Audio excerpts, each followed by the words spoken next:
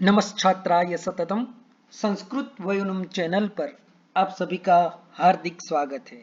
यदि आपने अभी तक संस्कृत वयोनुम चैनल को सब्सक्राइब नहीं किया है तो सब्सक्राइब करें संस्कृत वयोनुम चैनल को।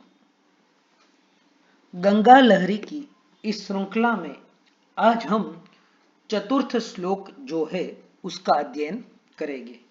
तो श्लोक के अध्ययन से पहले इस सुंदर पद्य की हम स्तुति करते हैं। तवालंबादंब स्फुरदलघु गर्वेण सहसा मया सर्वे वज्ञा सरणिमथनीता सुरगणा इदानीम् औदास्यं भजसि यदि भागीरथि तदा निराधारो हारोदिमि कथय केषाम् इह पुर निराधारो हारोदिमि कथय केषाम् इह पुर। पंडित राज जगन्नाथ प्रस्तुत पद्य में माता गंगा की स्तुति करते हुए कहते हैं, हे अम्ब, हे मात, हे गंगे, तव आलंबात स्फुरद लघु गर्वेण सहसा मया सर्वे सुरगणाः अवज्ञा सरणिम अथ नीताः। हे माँ गंगे, तेरे आलंबन से, तेरे आश्रय से, तेरे किनारे के सेवन से मैं गर्विला होकर जो है मैंने अन्य सारे जो देवता है उनकी मैंने अवज्ञा कर डाली। और हमने पूर्वोक्त श्लोक में पढ़ा भी था कि सारे देवता भी जो है वह किसका आश्रय करके बैठे हैं? माँ गंगा का आश्रय करके बैठे हैं। तो जब सारे देवता माँ गंगा का आश्रय करके बैठे हुए हैं तो उस दशा में मैंने भी सभी देवताओं की अवज्ञा करके मैंने भी आपका ही आलंबन किया, आपका ही आश्रय लिया। लेकिन अब आप भी मुझसे रूठ जाएगी या उदासीनता को प्राप्त हो जाएगी तो अब मैं किसके पास जाऊंगा? ठीक है, मेरी स्थिति जो है वो तो त्रिशंकु जैसी हो जाएगी। ना तो मैं स्वर्ग में जा पाऊंगा और ना तो मैं धरातल पर आ पाऊंगा। तो माँ, आप मुझ पर प्रसन्न होइए और मुझ पर आपकी कृपा दृष्टि जो है वह बनाए रखे। इसलिए द्वितीय पंक्ति में कहते हैं, इदानीम औदास्यम भजसि यदि भागीरथि तदा निराधारो हारो दिमि कथय केषाम इह पुर। हे भागीरथी, इदानीम यदि त्वम औदास्यम भजसी, ठीक है, मैंने आपके ही अवलंबन से, आपके ही आश्रित होकर मैंने सारे देवताओं की तो अवज्ञा कर डाली।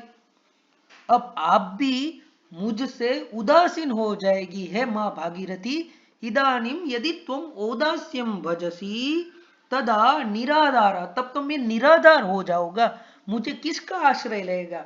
मेरा तो केवल आप ही आधार थी। और आप भी यदि मुझसे रूठ जाएगी, उदासीनता को प्राप्त हो जाएगी, तो फिर निराधारो अहम केशाम पुरः हारोदीमी। तो मैं अब अपना रोना जो है वह किसके पास रोऊंगा? मैं मेरी समस्या जो है, मेरे जो दुख है, जो त्रिविध संताप है, वह मैं किसे बताऊंगा? कथय केशाम इह पुर, ठीक है, अहम केशाम पुरः हारोदीमी इति कथय। आप बताइए मैं किसके पास रो? क्योंकि मैंने तो सभी देवताओं की अवज्ञा करके आपका ही आश्रय जो है वह किया है। तो कितना सुंदर भाव। और हारोदीमी यानी यहां पर ये पद इतना ठीक तरीके से औचित्य से पंडित राज जगन्नाथ ने लिखा है कि हमें भी जब इस श्लोक का गान करते हैं तो वही भाव हमारे हृदय में भी उबड़ने लगता है। यानी यहाँ पर जो जो अव्ययी पद है वह सहसा हमारे दुख को द्योतित करता है, हमारी समस्या को, हमारे रोने को वह प्रस्तुत करता है।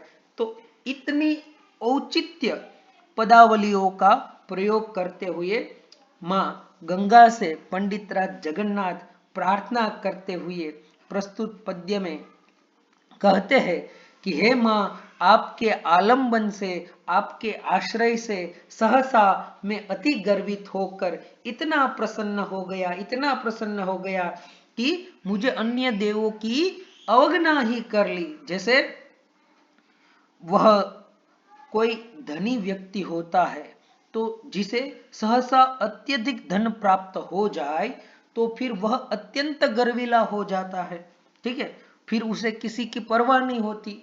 लेकिन फिर सारा धन यदि चला जाए तो फिर से वह जैसा है वैसा हो जाता है।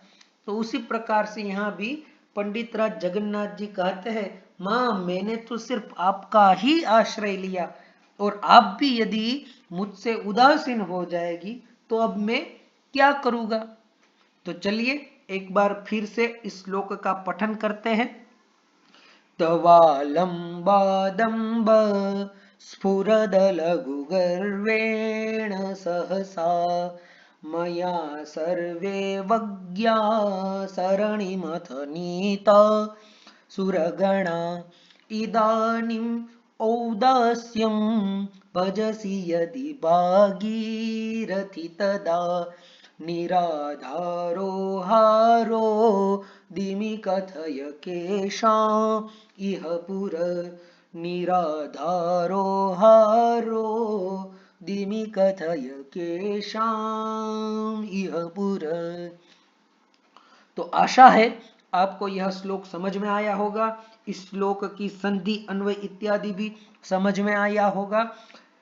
और यदि समझ में नहीं आया है तो आप कमेंट बॉक्स में बता सकते हैं कि आपको कहां कहां पर इस श्लोक को समझने में दिक्कत आ रही है। जैसे कि यहाँ पर लिखा है तवालंबादंब, तो इसका पदच्छेद करेंगे तो होगा तव आलंबाद अंब, आलंबन यानी आश्रय, स्फुरत अलघु गर्वेण, अलघु यानी लघु यानी हल्का, अलघु यानी गौरव यानी अत्यंत गर्व से, सहसा मया सर्वे अवज्ञा, यहाँ पर एंग पदांता दति इस सूत्र से पूर्व रूप होकर सर्वे वग्ना इस प्रकार की संधि हुई है। नीता सुरगणा इदानीम औदास्यम भजसि यदि भागीरथि तदा निराधारो हारो दिमि कथय केशाम इह पुर। तो इस प्रकार के यह इस श्लोक की संधि होती है। तो हमने अन्वय, पदच्छेद, संधि, समास से युक्त इस संपूर्ण श्लोक का अध्ययन किया है।